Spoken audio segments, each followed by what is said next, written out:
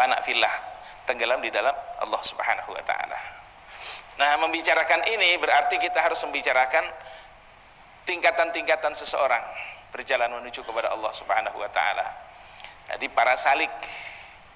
Siapa para salik? Ya, antum semua ini yang berjalan di jalan Allah Subhanahu wa taala. Itu berjalan di jalan Allah Subhanahu wa taala nanti melalui tangga demi tangga. Kalau bahasa kita tangga ya, atau maqam. Tangga. Udah naik tangga belum? Ini pertanyaannya. Lah ini lewat tangga, sudah naik tangga apa belum? Jangan-jangan kita masih di halaman ini. Ya, belum naik ke tangga. Makanya di sini akan bicarakan ada 10 tangga. 10 anak tangga yang akan kita lalui pada hari ini, dibicarakan hari ini. Insyaallah mudah-mudahan selesai sore hari ini. Selesai ceritanya, tapi sampai ke 10 ya belum. Karena membicarakan tentang ihsan tadi. Tangga pertama adalah mukasyafah. Mukasyafah itu apa? Terbukanya hijab atau penghalang. Penghalang atau hijab antara dia dengan Tuhannya, antara dia dengan Allah Subhanahu wa taala. Tersingkapnya berbagai sifat dan hakikat, sifat Allah dan hakikat Allah Subhanahu wa taala. Bukan melalui zahir, bukan melalui penampakan zahir, tidak, akan tetapi dengan hati. Dengan hati atau secara batin. Dan mukasyafah itu bisa dicapai apabila orang itu sudah bersih hatinya. Orang selama ini membicarakan orang yang kasyaf itu adalah mengetahui hal-hal yang gaib, lihat setan, lihat jin. Ya, bukan kayak gitu. Orang yang namanya kasyaf itu apa, orang Jawa bilang rusak jroning winarah, rusak jroning karah sini pasti. Gitu, karah naritnya. Mengetahui hal-hal yang gaib bukan begitu. Orang yang kasyaf itu yang hatinya dapat melihat akan kebesaran Allah Subhanahu wa ta'ala. Itu kasyaf. Ketika kita kemana-mana ingat akan Allah, begitu terjadi sesuatu langsung kembali kepada Allah, langsung kembali kepada Allah, dan tidak ada yang lain, hanya Allah. Itu berarti mulai tersingkap sudah hati kita. Tuh. Pernah ketulangan, makan tertelan tulang, pernah ya. Saat itu yang diingat apa? Ingat Allah apa ingat tulangnya? Nah, berarti belum kasyaf itu, ya. Pernah jalan kaki kesandung, pernah. Tak, luka berdarah, yang diingat apa? Luka, darahnya, atau batu yang kita sandung, atau Allah? Yang diingat batu dan lukanya, berarti belum kasyaf itu. Kalau yang namanya kasyaf, begitu apapun yang menimpa kepada kita, Allah yang diingat, langsung ingat kepada Allah Subhanahu wa taala. Itu tanda orang yang sudah mencapai pada derajat mukasyafah. Ini kalau hati belum bersih susah juga. Semua kembali kepada Allah Subhanahu wa taala, pokoknya hanya Allah saja. Kalau semakan enak sekarang, begitu makan lezat banget pada hari itu, habis makan meledak. Yang diingat apa? Makanannya enak apa Allah? Hari ini menunya Masya Allah, mantap. Allahnya kemana? Berarti belum kasyaf. Belum. Makanan dari mana? Yang bikin enak siapa? Allah. Kembalikan kepada Allah. Apabila sudah bisa mengembalikan kepada Allah, itu baru kita masuk ke dalam kategori mukasyafah. Ini pertama loh ya. Ini tangga pertama. Makanya tadi saya tanya, sudah di tangga apa baru di halaman ini? Kita baru sadar ya, baru menyadari. Masya Allah, selama ini aku ini belum naik tangga loh. Baru di halaman. Masih dalam bersih-bersih kita ini. Makanya zikir lataif 7 itu bersih-bersih. Bersih-bersih dari lataif, dari qalbi, ruh, sir, khaufi, afa, nafsu, natika, kullu jasa, bersih. Allah di dalam mereka bersih-bersih. Nanti kalau sudah bersih, baru kita akan naik tangga. Gak usah berusaha loncat ke tangga itu, tidak. Nanti dengan sendirinya kita akan dinaikkan ke tangga tersebut. Allah Subhanahu wa taala yang menaikkan.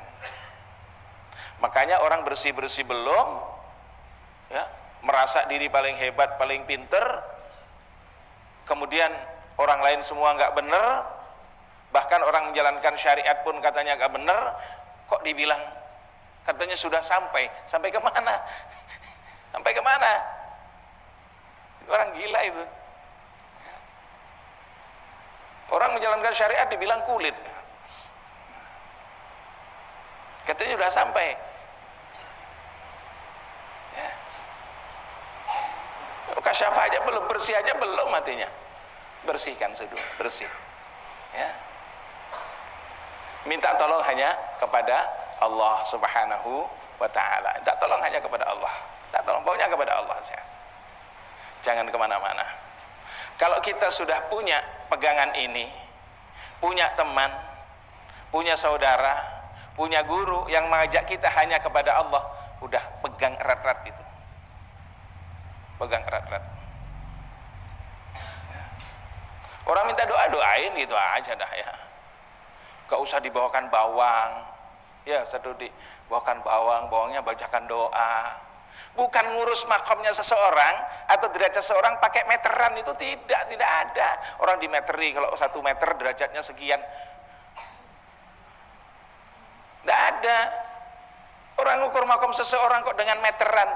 Meteran tukang atau meteran penjahit. Nah, ini bukan begitu ngukur derajat seseorang. Ya. Orang yang ngukur derajat seseorang itu hanya orang stres saja. Orang stres kok kau jadikan guru lah, kok ini lebih dari stres, sudah tahu orang nggak jelas loh. Kalau ambil sebagai sahabat kok ambil ilmunya, otakmu kemana mas?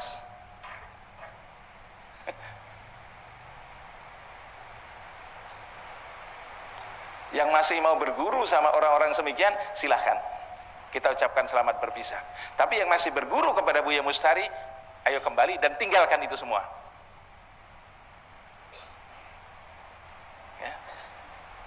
Nah, Buya Mustari ngajaknya hanya kepada Allah Subhanahu wa taala. Nah, ya.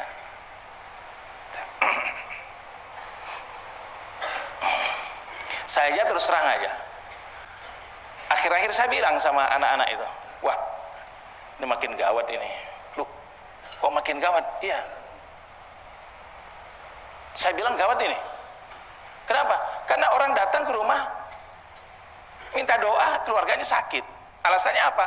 Dulu ada keluarganya sakit, minta ke rumah, minta air, kemudian sembuh. Dia sembuh, bawa orang lain. Wah, ini bahaya ini. Karena saya ingin menghilangkan image demikian. Yang namanya ustadz itu bukanlah dukun. Namanya kiai itu bukan dukun. Kalau minta doa ya doa gitu aja. Padahal maaf ya, kalau sampean minta air ke rumah, itu nggak tak bacain doa, tak ambilkan air di galon, tak kasihkan gitu aja, nggak tak bacakan doa, bener. Tak buka ini. Loh, sampean kok sembuh? Itu keyakinan sampean sendiri, bukan doa saya. Keyakinan sampean sendiri. Rugi, nggak usah saya minta-minta itu, nggak usah. Saya pengennya nggak sembuh, sehingga orang nggak mau datang lagi ke rumah saya gitu loh. Ternyata sembuh ya. Jadi kalau minta air, ambilkan aja air di kran itu. No. Isbu jabar bu, tak keburu panicu mati karmu ramati karmu wis. Ya, silakan aja. Tidak kepingin hal-hal kayak gitu.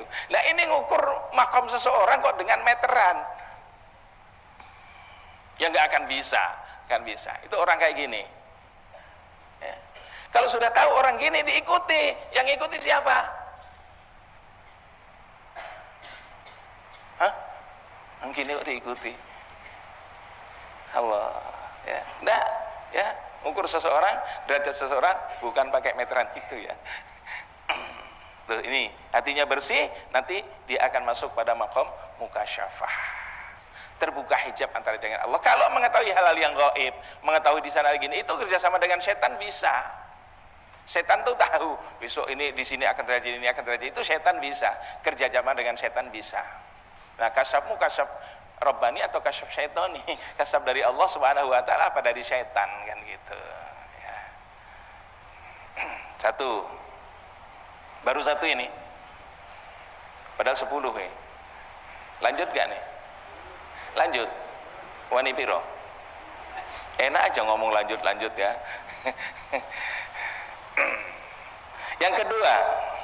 Yang kedua musyahadah. Setelah terbuka hijab, musyahadah. Setelah tadi tersingkap hijabnya, tabirnya tersingkap, baru musyahadah. Musyahadah itu menyaksikan. Ya, kalau di sini ada tabir, tabirnya dibuka, kan kelihatan. Kan kelihatan, ya enggak? Ini ada tabir, enggak kelihatan. Begitu dibuka kelihatan. Ini musyahadah. Penyaksian. Penyaksian ini tersingkapnya hijab tanpa bentuk dan sifat lagi. Tidak ada bentuk, tidak ada sifat. Gimana tidak ada bentuk, tidak ada sifat? Allah kan laisa kamitslihi syai'un. Tidak ada yang serupa dengan Allah Subhanahu wa taala. Melainkan dengan apa? Dengan kekhususan, dengan satu yang khusus yang diberikan oleh Allah Subhanahu wa taala kepada hamba tersebut, dan dengan khasnya atau ciri khasnya tersendiri. Gimana itu? Nanti kalau antum sampai akan mengerti. Ya. Kalau belum nyampe gimana tahu? Saya cerita tentang sesuatu kepada orang yang belum pernah tahu tempat itu. Ya sama dengan aja nyeritain orang nggak jelas gitu. Misalnya saya cerita, di sebelah sini loh, ini ada ini. Nah, Anda belum pernah ke sana. Gimana mau tahu? Paling membayangkan, berandai-andai, begini. Ya kan? Cuma itu. Kalau pengen tahu, jalani. Nanti lama-lama akan dibuka hijab oleh Allah Subhanahu wa taala, ya. Nah, kalau sudah yang namanya musyahadah, ini adalah runtuhnya hijab dengan lebih meyakinkan. Kalau tadi baru tersingkap, ya, baru yang pertama ini tersingkap, ini runtuh sudah hijabnya, plak, tidak adalah hijab bainahu wa bainallah. Dan musyahadah ini lebih tinggi daripada mukasyafah. Gambarannya kan kalau di sana ada tabir itu dibuka, krek.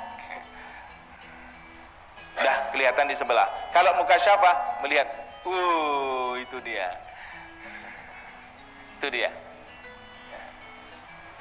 Tuh, ya. Kalau sudah terbuka hijab, sudah melihat, apalagi yang harus dilakukan?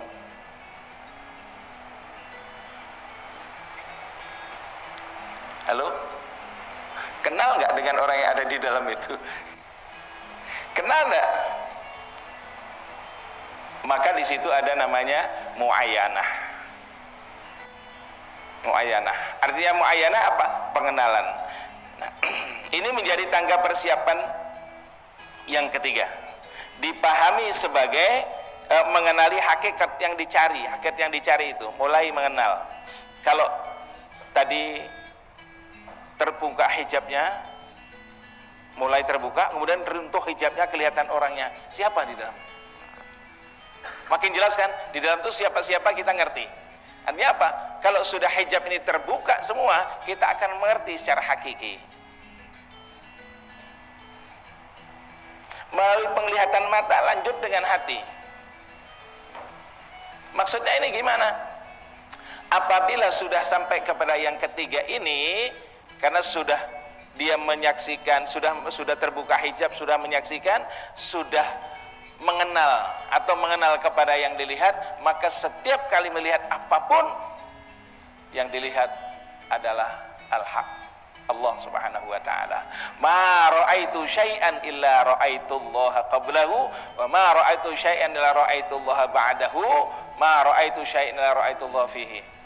Tidaklah aku melihat suatu kecuali aku melihat Allah sebelumnya, dan aku melihat suatu kecuali aku melihat Allah sesudahnya, dan aku tidak melihat suatu kecuali melihat Allah ada di dalamnya. Allah aja. Allah. Artinya apa? Bukan melihat yang nongol ini adalah Allah Ta'ala, bukan.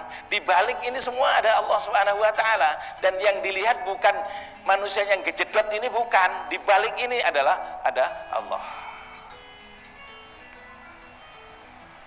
Di balik orang-orang yang duduk di sini. Maaf kalau saya boleh tanya, ya. Ini mulai kena penyakit saya. Boleh tanya ya, boleh tanya. Siapa? Sampean siapa? Supri. Ini saya lupa betul ini. Namanya lupa kalau sudah begini. Lupa namanya, Supri. Jenengan? Namanya Pak Sinto. Tolong ingatkan nanti kalau saya ingin sebutkan Pak Supri, Pak Sinto ya. Pak Supri, Pak Sinto. Perasaan saya namanya Allah semua dua-duanya. Allah ya. Ketika saya melihat kepada orang berdua ini, yang saya lihat bukan orangnya yang bernama siapa tadi, Pak Sinto dan Pak Supri, tapi apa? Di balik Pak Sintonya itu adalah Allah. Jadi yang dilihat Allahnya, bukan orangnya gitu loh. Jadi kalau sudah begitu, gimana kita? Apa melihat keburukannya? Enggak, Allahnya di balik itu. Itu loh. Kenal berarti apa? Kenal, ketika saya kenal dengan Anda, saya kenal dengan Allah.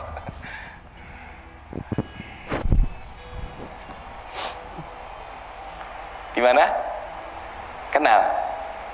Itu yang berapa lupa itu. Kalau kita ketemu dengan orang karena diingat namanya aja, oh itu Pak Imin, oh itu Pak Ijem, oh itu yang diingat itu, jadi Allahnya hilang.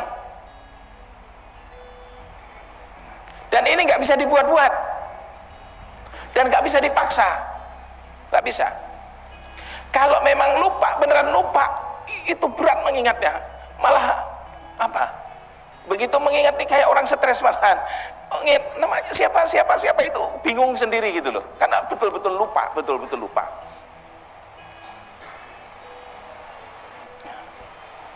Itu yang disebut mandama dzikruhu faqad dama nisyan. Barang siapa berkekalan zikir, maka berkekalan pula lupa. Bukan lupa kepada Allah, bukan lupa kepada Allah, tapi ingatnya hanya kepada Allah, lupa kepada dunia ini. Terus lupa sholat, lupa ngaji, enggak. Semua disetir oleh Allah Subhanahu wa taala. Karena Allah menciptakan manusianya untuk ibadah, maka waktu ibadah disetir oleh Allah. Ayo ibadah kamu. Rakaatnya ya maghrib pas 3 rakaat. Karena apa? Allah yang atur, Allah merintahkan 3 rakaat. Karena yang sholat kita akhirnya lupa. 2 apa 3? 2 apa 3 itu loh ya. Ini setir oleh Allah Subhanahu wa taala. Mengenal seperti itu. Nah, ini akan dilalui oleh ikhwan-ikhwan thariqah ini asal istiqomah. Ya, yang penting istiqomah. Makanya guru kita Buya Mustari pernah mengatakan orang-orang thariqah itu tidak akan mati di jalan. Ini ada 2 makna ini. Secara lahiriah, orang-orang ahli thariqah tidak akan mati di jalan secara lahiriah. Tapi secara hakikat, orang-orang thariqah itu tidak akan mati di jalan, itu tidak akan mati dalam thariqah, matinya di dalam ma'rifah gitu loh. Jadi walaupun dia belum sampai kepada tingkatan ma'rifah dalam thariqah, begitu dia mati ditarik oleh guru-gurunya sampai kepada tingkatan ma'rifah kepada Allah. Maka orang-orang thariqah matinya dalam ma'rifah kepada Allah Subhanahu wa taala. Gitu loh. Indah gini ya. Insyaallah. Yang ini yang dicari. Kalau iman yazidu wa yanqus, iman itu tambah kurang. Kalau ma'rifah kan tetap gitu. Ma'rifah tetap. Nah, ini mengenalnya dengan siapa? Mengenalnya Allah dengan siapa? Dengan apa? Dengan ruh. Ruh.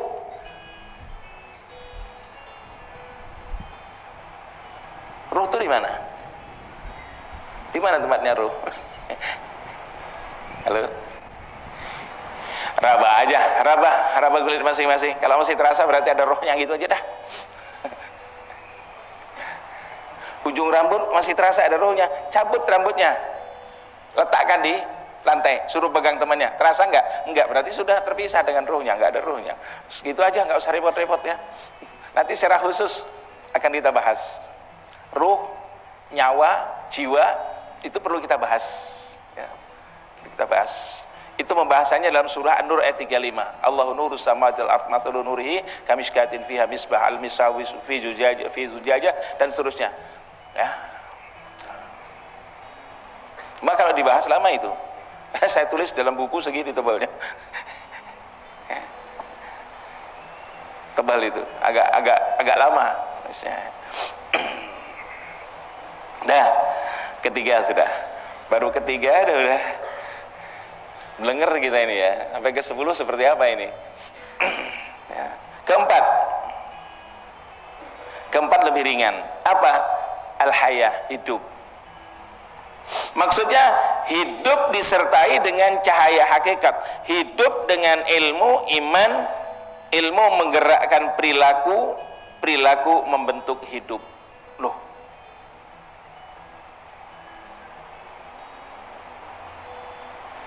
gimana ini?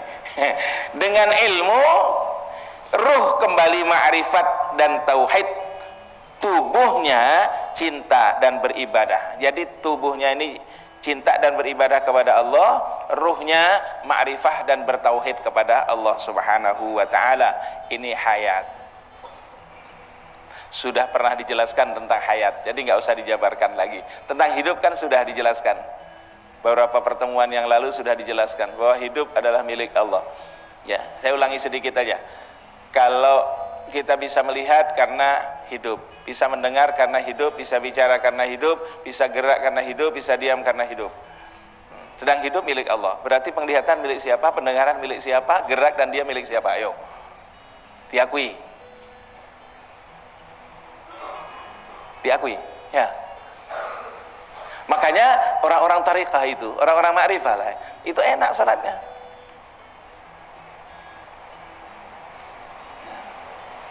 Allahu Akbar, hilang, tenggelam dalam Allah. Semua gerak dan dia milik Allah.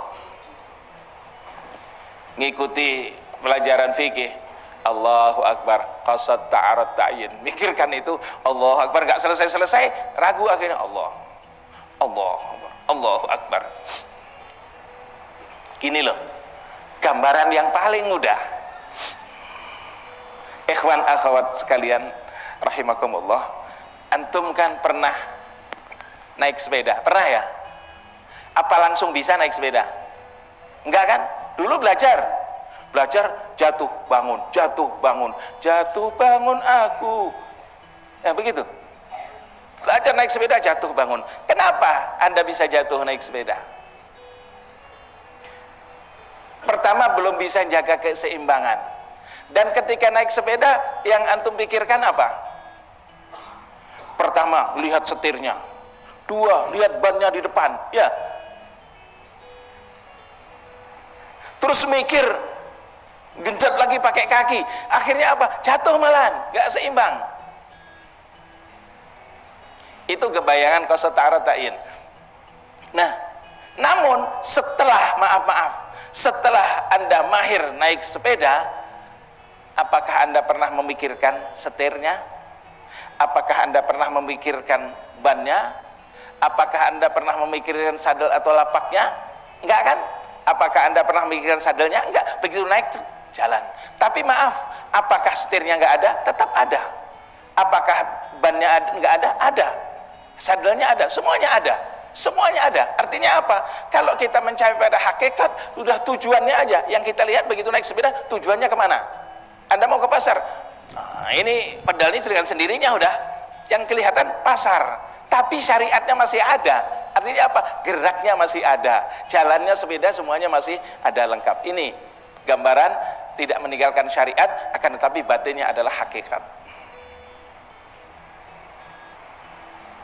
Oh iya, yang diingatkan ilahi anta maksudi, tujuanmu apa? Pasar, ya pasar. Karena kita ibadah tujuannya kepada Allah, yang diingat Allah aja, yang lain nggak teringat. Akan tetapi syariatnya masih jalan. Maka kalau orang mengatakan sampai kepada syariat, sampai kepada hakikat, syariatnya tinggal, itu sama dengan orang ngomong naik sepeda tapi jalan kaki. Dusta itu. Dusta. Syariatnya kok hilang? Ya. Tidak, ya. Ini gambaran yang paling mudah. Awal kan mikirkan itu, mikir dulu. Ketika belajar, ingat-ingat dulu waktu belajar. Waktu belajar tuh mikir itu, waduh, tinggi banget sepedanya. Waduh, nggak dari sini, dari dalam. Serdek ya begitu dulu ya. Kalau belajar dulu kan serdek gitu ya. Belum naik, baru naik ya. Pelan-pelan kayak gitu. Lama-lama nggak lagi udah. Sambil gelang-gelangnya bisa jalan sampai kemana-mana. Udah kayak gitu. Itu gambarannya. Dah, ya. Jadi syariat tidak hilang. Terus Jalannya siapa yang jalanin? Sepedanya kan nggak bisa apa-apa. Yang jalannya siapa? Ya kita lah. Nah itu ruhnya ya kita, motornya penggeraknya kita. Ya kita ini seperti sepeda itu, gitu loh. Yang hidup kita bukan sepedanya. Sepedanya bisa jalan karena kita gerakkan.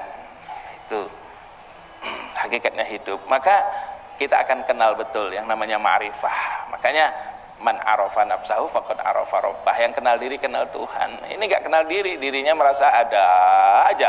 Gimana mau kenal kepada Allah? Kembali kepada kata Ibnu Arabi tadi, ya. Yang namanya ihsan anta budallah kana kata wa illam takun, jika engkau tiada tarahu, engkau melihatnya. Kalau engkau tiada, engkau bisa melihatnya.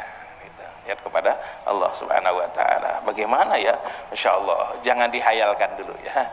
Pelan-pelan aja jalani terus, ya. Insya Allah kelak akan diberi oleh Allah Subhanahu Wa Taala. Paling tidak saat akhir hayat kita betul-betul merasakan ma'rifah itu, ya. Itu paling tidak. Kalau pengen cepat merasakan ya cepat mati aja. Allah enaknya kayak gini, ini kita dibawa lebih enak dibawa kayak gini ya daripada sendiri ya. Lebih enak dibawa.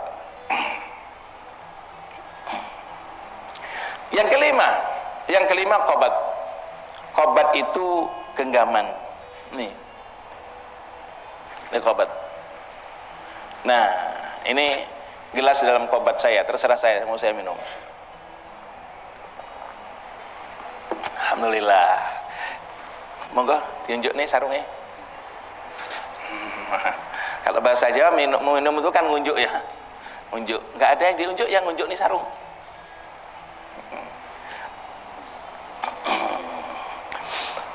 Makom hamba yang jiwanya dalam genggaman Allah, jiwanya dalam genggaman Allah. Tuh nanti bisa dibuka dalam surah Al-Furqan ayat 46 ya. Buka sendiri nanti dalam Al-Quran, surah Al-Furqan ayat 46, yang Allah Subhanahu Wa Ta'ala menggenggam itu. Menggenggam, kalau ini jelaskan kan membaca ayatnya makin lama nanti. Menggenggam itu bisa diartikan juga dengan melindungi. Melindungi. Kalau sudah dalam genggaman, maaf, ini ada benda, mungkin saya punya sesuatu, ini aja dah. Kalau saya taruh kan diambil. Berarti saya genggam dalam lindungan saya nih. Sampai mau ngambil nggak bisa ini. Kenapa? Oh, saya genggam kok. Saya genggam. Cuma itu, ini memang sepele tapi nilainya luar biasa ya. Sholat pakai ini dengan nggak pakai ini beda 70 kali lipat. Sampai sholat nggak pakai siwak dengan sholat yang pakai siwak, yang nggak pakai siwak satu, yang pakai siwak nilainya 70. Cuma ini loh, sepele kayaknya ya, sepele. Jangan dianggap remeh ya. Makanya ikhwan thariqah kalau bisa ada 3 hal yang jangan pisah dari diri kita ya. Kita kemana lagi lebih mau zikir, mau ngaji, 3 hal jangan terpisah dengan kita. Apa? 1 siwak, 2 tasbih, 3 minyak harum. Kalau Buya Mustari orang thariqah kok di kantongnya nggak ada minyak harum, innalillah kata beliau. Orang thariqah kok di kantongnya nggak ada minyak harum, yang ada minyak nyong-nyong ya. Innalillah. Jadi 3 ini ada toh, ada semua, bukan pamer ini, ngasih contoh aja. Buya Mustari pernah nyampaikan, pertama ini siwak ya, 2 minyak harum, 3 tasbih. Karena tasbih ini meskipun kita tidak pakai, tapi biasa kita pakai sholat ya, kita pakai sholat, kemudian kita kantongi, maka ini diiringi malaikat kita, malaikat rahmat mengiringi kita saat kita membawa tasbih ya. Subhah, ini kalau orang Arab bilang subhah ya, tasbih ya. Bawa tasbih kan, bawa minyak harum, alhamdulillah. Ini siwak nggak ada, akhirnya ujung baju agak kuning semua ini, nanti dipakai siwak ini bajunya putih. Begitu pulang dari pengajian, "Loh Pak, kok kuning baju sampean?" Iya, tadi minjam pakai siwak katanya. Siwak ya. Mau kecil atau besar terserah, mau yang gede 1 jempol kaki juga silakan ini ya. Dan kalau pakai siwak ini gini ya, pegangnya gini, kemudian muternya gini, sini kanan dulu, tarik, nah kayak angkat 8, set angkat 8 tuh, ini tuh, ya mungkin gini dulu baru set. Itu yang dianjurkan supaya dapat juga sunnahnya pakai siwak. Jadi ruh apa itu qabat itu digenggam. Dengan digenggam berarti dilindungi oleh Allah Subhanahu wa taala. Kalau manusia di dalam qabatnya itu terserah Allah mau apa, terserah. Udah dilakukan oleh Allah, terserah. Kalau sudah dalam genggaman saya kan terserah saya mau diapain, mau dibanting, mau apa, terserah Allah Subhanahu wa taala. Kalau kita merasa dalam qabatnya Allah Subhanahu wa taala, mau dikasih sakit atau kasih sehat, itu terserah Allah. Kon kita di dalam genggaman Allah kok. Dalam genggaman Allah. Namun orang dalam genggaman Allah akan selamat. Kenapa? Yang menggenggam inilah zat yang pengasih penyayang. Maka kita akan selamat apabila berada di dalam genggamannya.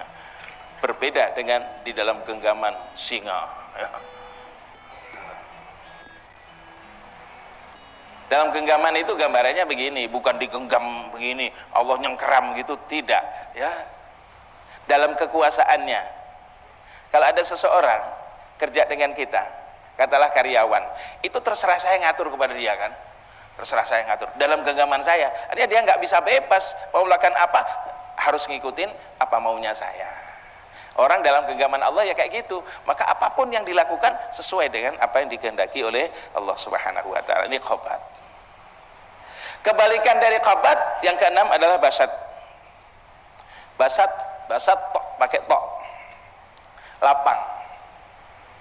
Kalau tadi dalam genggaman ini lapang, dihamparkan sudah semuanya. Ini lapang hati secara hakiki. Tuh. Lapang akan diperoleh jika Allah Subhanahu wa taala sudah menganugerahkan ilmu kepada seorang hamba. Dia akan merasa lapang. Kemudian ditanamkan ketaatan dalam kalbunya, hamba seperti ini bisa tampak seperti orang biasa di hadapan manusia, tapi orang ini spesial di hadapan Allah Subhanahu wa taala. Kayak orang biasa tapi dia orang spesial di hadapan Allah Subhanahu wa taala. Bukan yang dihamparkan ini dunia, bukan.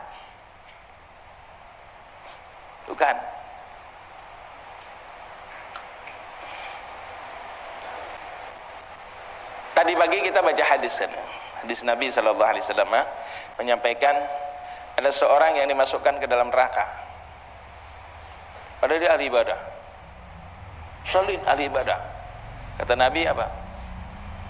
Mereka rajin sholat, mereka rajin puasa. Puasanya rajin, sholatnya rajin. Kok masuk ke dalam neraka?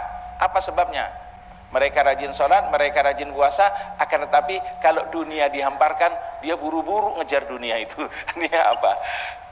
Walaupun dia ahli ibadah, hatinya masih rakus dengan dunia. Oh bahaya juga ya, bahaya. Ini kalau sudah basat, lapang, hatinya lapang, jiwanya lapang, betul-betul lapang. Kayaknya hidup ini tidak ada masalah, tidak ada problem. Itu aja kok repot ya. Nggak mikir nggak apa, ya udah kayak gitu aja udah. Lagian kenapa kita nggak lapang? Hah? Kenapa kita nggak lapang? Sekarang ayo kita pikir pakai pikiran yang bersih aja, pikiran yang jernih. Apa yang mau kita pikirin, mau kita atur apa? Satu aja syaratnya supaya lapang, jangan ngatur Allah. Jangan ngatur Allah. Allah yang mengatur alam semesta. Hujan ada yang nurunin, angin ada yang menghembuskan, lombok ada yang ngecat. Ya, nggak tahu dari hijau tahu-tahu coklat merah loh. Kan sudah ada yang ngurus sendiri. Air sungai ada yang ngalirkan, matahari ada yang menjalankan. Ya udah, mau ngurus apa toh? Kita ini jadi muyak itu karena apa? Karena mikir itu semua. Kenapa kok hujan ya? Nah, ayo.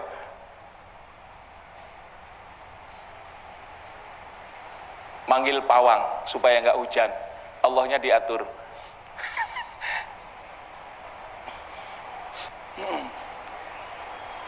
Malah diawas. Awas ya Allah kalau enggak.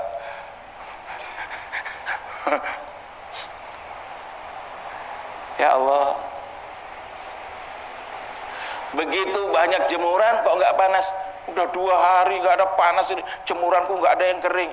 La haula wala quwata illa billah. Dipanggang kayak keripik nanti ya. Itu manusia. Jadi nggak lapang karena apa? Berusaha mengatur Allah subhanahu wa ta'ala. Jangan pernah berusaha untuk mengatur Allah. Kita yang diatur oleh Allah. Wallahu khalaqakum wa ma ta'malun. Allah yang menciptakanmu dan menciptakan apa yang kau amalkan. Atau amal kita ini Allah yang ciptakan. Kita yang ciptakan Allah, gerak diam kita Allah yang ciptakan. Udah, selesai urusan kita. Tapi jangan kelewat tauhid ya. Ini harus dihalang-halangi dulu. Terlalu tauhid. Ikhwan ini, ikhwan tanakhal, ikhwan tarikat. Tauhid banget. Terus siang-siang jalan haus rupanya. Di pinggir jalan ada kelapa muda. Tidak tahu milik siapa. Petik. Allah khalaqakum wa ma ta'malun. Allah menciptakanmu dan amal perbuatanmu. Ini kalau aku metik ini juga Allah juga yang mau. Dan ini kelapa milik Allah. Ambil aja, diminum. Bertauhid. Yang punya kelapa datang ngomong, "Loh, Mas, kenapa ambil kelapa?" Disuruh Allah, ini kelapanya Allah. Kelapa kan kelapanya Allah. Yang punya ambil kayu galam, awas ada kayunya Allah, pukul kita habis dah. Sama-sama bertauhid. Ini pernah kejadian di Banjar ya. Di Banjar saya sama Ustaz Rafi'i almarhum Ustaz Rafi Hamdi.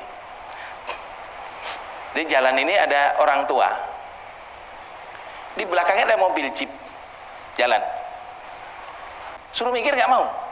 Kai, minggir kai, ada mobil kai. Apa ujarnya? Aku belum disuruh oleh Allah Ta'ala minggir ya. Ujar Ustaz apa? Tampar aja sini tuh, tampar. Tampar pelan-pelan lah, nggak tampar banget, belum kenceng orang tua. Pak.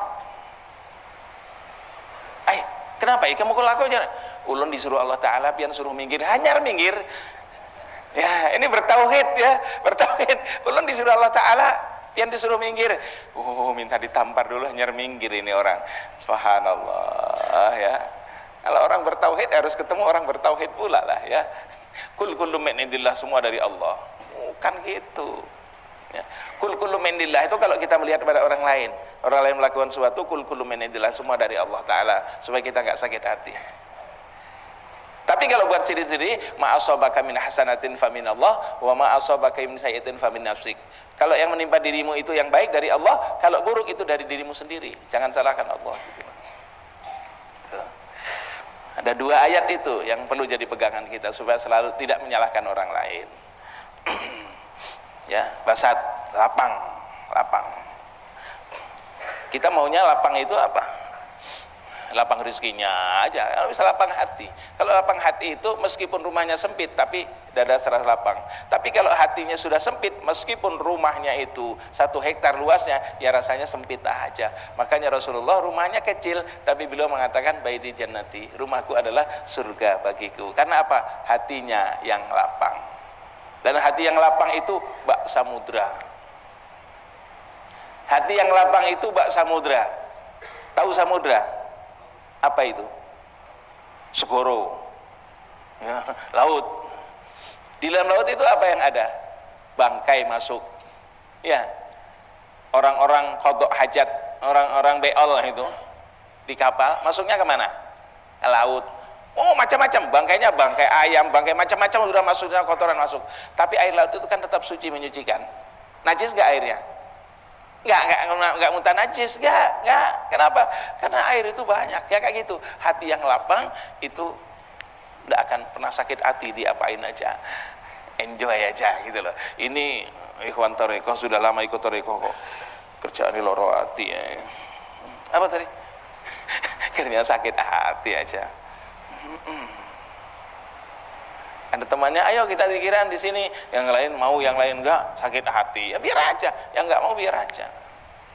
Dia enggak mau kok, jangan dipaksa-paksa. Ya. Yang mau, ayo. Ya. Kita belajar. Keenam itu. Ketujuh, as-sukru. Artinya apa? Mabuk. Mabuk. Kenapa mabuk? Hilang rasa karena bertemu kekasih.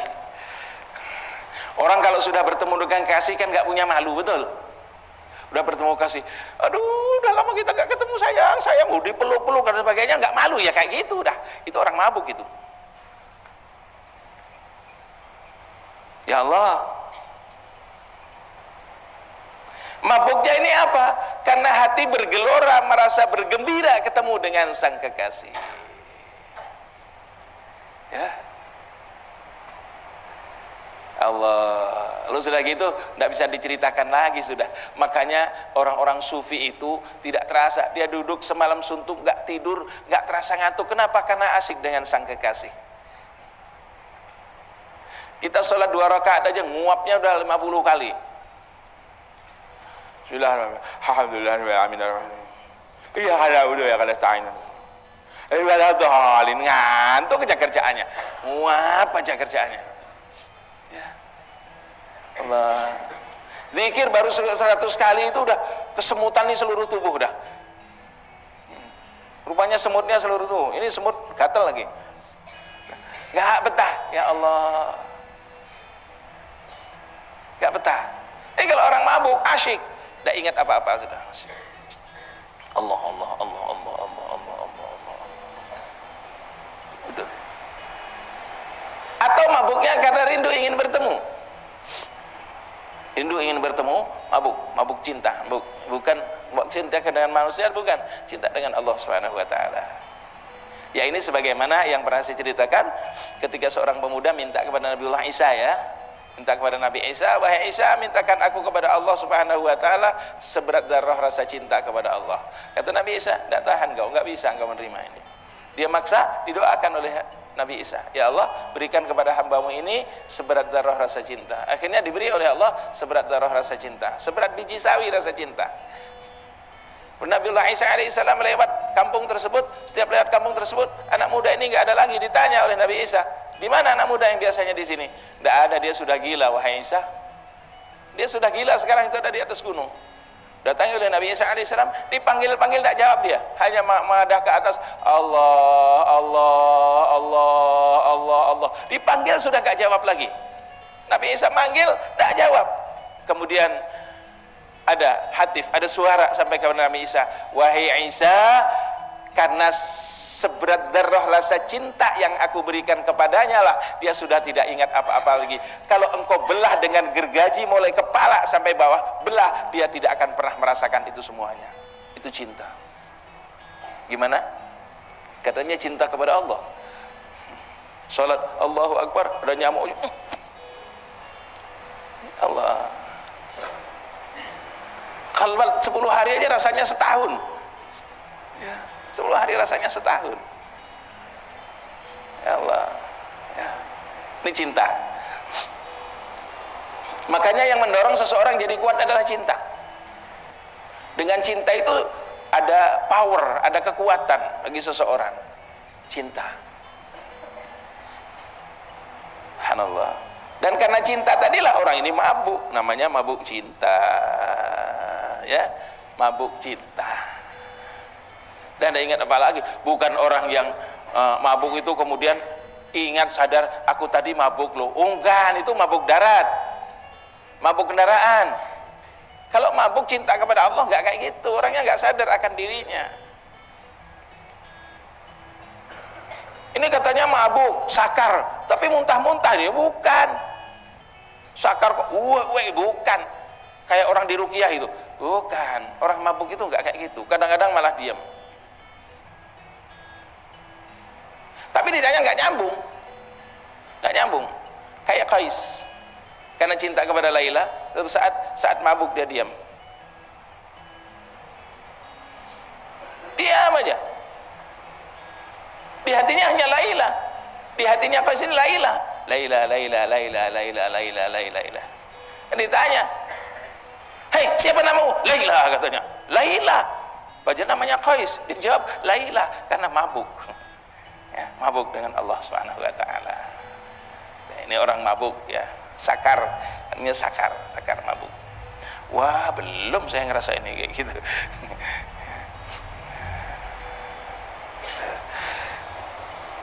Apakah bisa kita merasakan? Bisa, ya. Kedelapan, sau, bukan su, ya, sahu, kalau bahasa kita, sin, ha, waw, sahu, as-sahu, tenang, ini sudah tenang, kembali sadar setelah hilang rasa. Ya, hampir mirip dengan basad, tapi kesadaran setelah sakar, setelah sadar hilang, sakar hilang. Makanya biasanya orang yang lagi fana atau yang lagi merasa sakar itu tingkahnya macam-macam, tapi nanti kembali kepada kesadaran dia tenang, udah tenang. Ya biasa-biasa aja lah, tapi di dalam hatinya sebenarnya luar biasa ketenangan bersama Allah Subhanahu wa taala. Hanya kita tidak melihat dulu gak kayak gini, sekarang kok tenang dia. Ya. Makanya perjalanan orang-orang sufi itu kayak gitu, mengalami ini, nanti kemudian tenang kembali, ya, tenang. Kayak Buya Mustari apa kelihatan mabuk? Kan enggak. Padahal maaf, Buya Mustari itu pernah di penjara, di kerangkeng, bukan di penjara. Kenapa? Buya Mustari saat mabuk sakar, dikira gila, di kerangkeng, dalam kerangkeng besi, Bu. Itu Buya Mustari di Tanah Grogot, Kalimantan Timur. Dikira gila. Allah.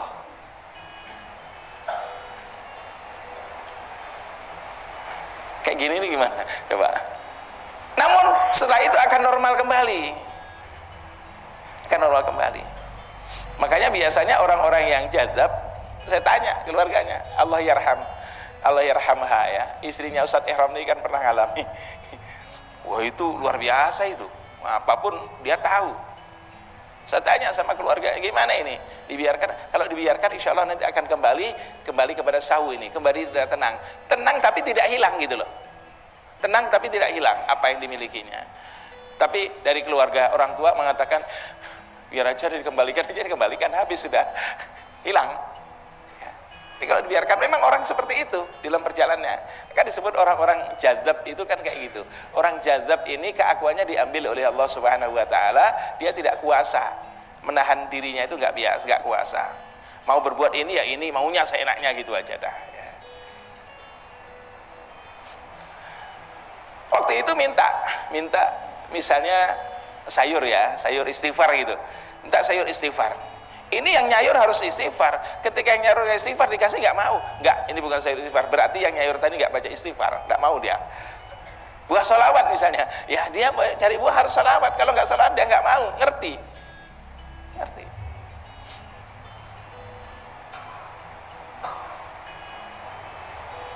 Di Pelihari itu ada juga. Kenapa? Rumahnya itu hampir 1 kilo antara masjid dengan rumahnya. Dibicarakan ini orang ini di rumah, di masjid dibicarakan. Lagi jadzab itu. Dia ngomong, itu Pak, di masjid orang lagi ngomongin saya, jangan ngomongin saya. Padahal jaraknya jauh. Dia tahu. Jadi karena semua keluarganya nggak tahan ya. Karena kalau dibiarkan paling lama 2 tahun itu akan kembali seperti semula. 2 tahun, 2 tahun, mana tahan? Akan kembali seperti semula. Ya. Mungkin orang-orang yang awal, yang barengan saya, mungkin masih ingat dengan Allah yarham Pak Zuhdi ya. Pak Zuhdi juga ngalami hal seperti itu.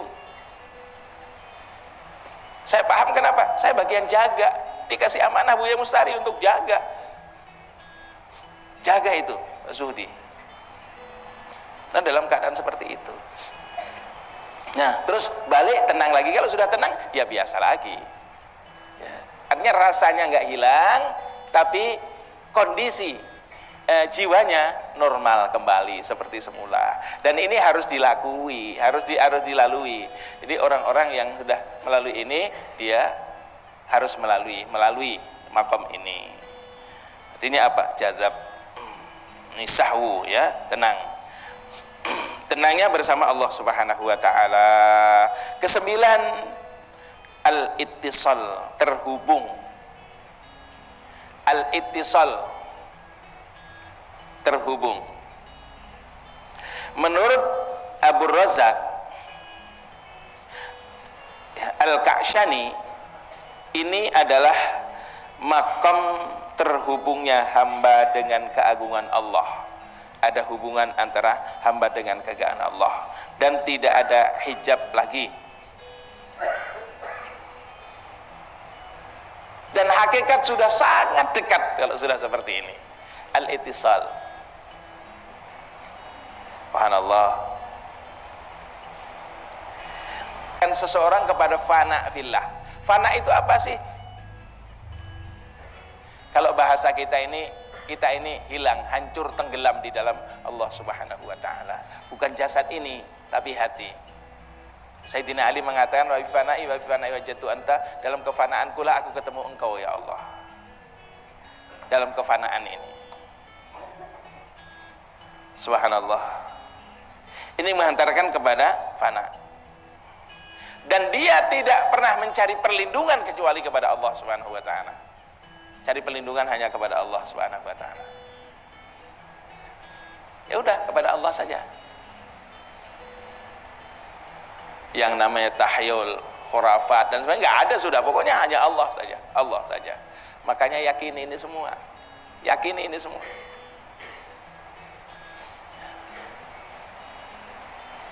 Kalau kita masih tingkatan orang yang mencari nafkah, mencari rezeki, yakini rezeki itu dari Allah. Kita tidak dapat rezeki juga Allah Subhanahu yang berkehendak. Pokoknya larikan semuanya kepada Allah Subhanahu wa taala. Bukankah kita baca setiap hari? Allah tu'izzu man tasya, tudhillu man tasya, ya kan? Allah ini mengangkat atau memuliakan seseorang, menghinakan seseorang, itu semuanya Allah. Wa tarzuqu man tasya bighairi hisab. Allah memberikan rezeki kepada siapa yang dihendaki tanpa hisab. Itu Allah Subhanahu wa taala maunya. Dah. Yang ke-10, al-infisal, terputus. Loh, sudah tersambung terputus lagi? Iya.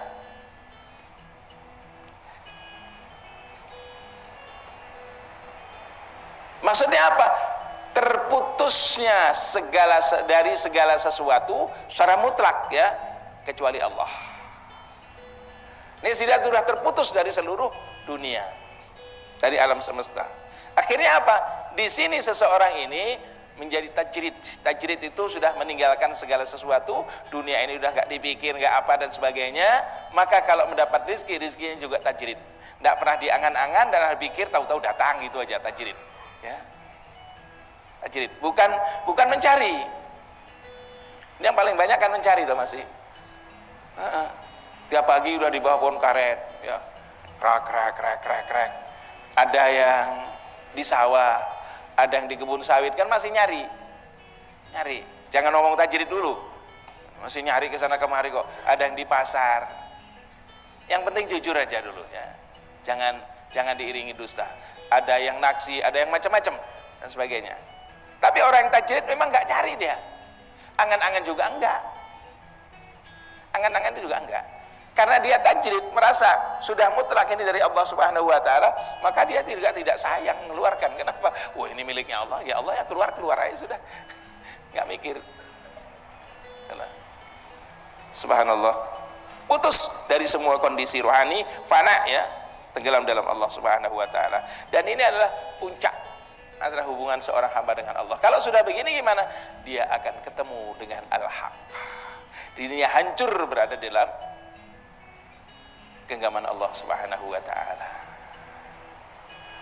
Ana fi qalbil mu'min inda munkasirati qulubuhum min ajli. Kata Allah dalam hadits qudsi, aku berada pada hambaku yang beriman yang hatinya hancur karena aku. Hati kita sudah hancur karena Allah apa belum? Kalau sudah hati kita hancur kepada Allah, maka Allah bertajalli nanti kepada kita. Allah nyata di dalam hati kita. Kita dapat merasakan akan kehadiran Allah Subhanahu wa taala.